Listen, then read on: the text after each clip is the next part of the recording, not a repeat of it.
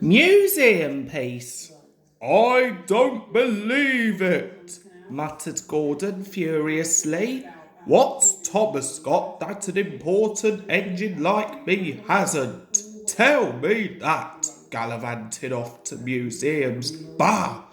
He is old, said James. If the Fat Controller says he can be a museum piece, why should we worry? It's not fair, though, grumbled Henry. For a chance like this, he wouldn't have minded being a museum piece himself. The jealous engines all ignored Thomas when they saw him at the junction. Thomas didn't care, he was too excited. Why me? Thomas asked Percy and Toby. Fancy the National Railway Museum people at, where is it? York, wanting me to go there. They've never even seen me. Yes, they have, said Percy.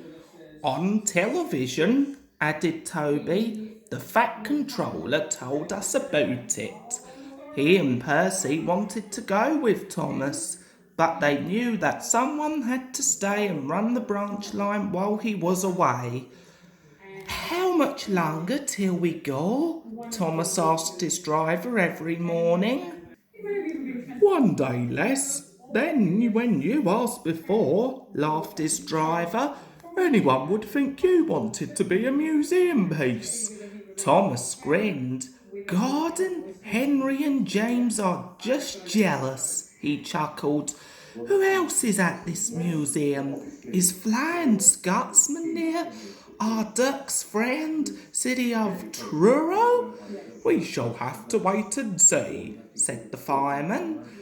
I'll be very surprised if there isn't someone there you can't remember from the old days. And that, of course, made Thomas more excited than ever. At last the day came. A large crowd came to the junction to see Thomas off, and the Fat Controller was there too. Goodbye, Thomas, he said. Enjoy yourself and be a credit to our railway. Everyone gave 3 cheers, and Thomas set off. They ran across the island and over the bridge leading to the other railway. It was a slow journey, but at last they reached a place Thomas's driver called Carnforth, where they rested for the night in a big shed. Next day they went on. At Skipton, Thomas stopped for a drink and to let a goods train overtake him. While they waited, it began to rain. In a signal box a little way ahead, the signalman opened his level crossing gates for Thomas and set his signals to clear. Suddenly he heard a crack and then a rattle from the level crossing.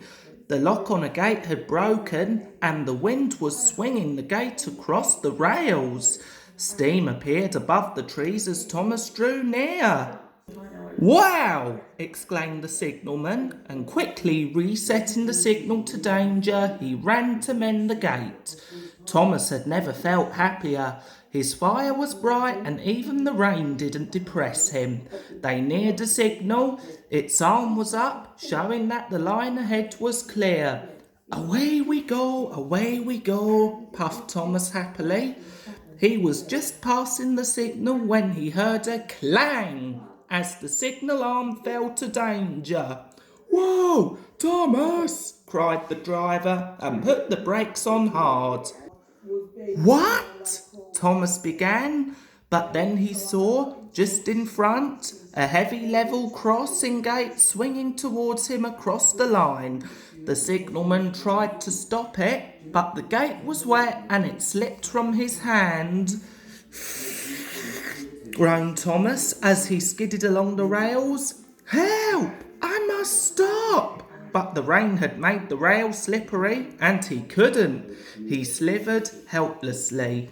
He was still moving when he reached a level crossing. With a loud crack, the gate broke against his buffer beam. Ouch, said Thomas and stopped. The signalman ran to his telephone and then directed Thomas into a siding where an inspector examined him.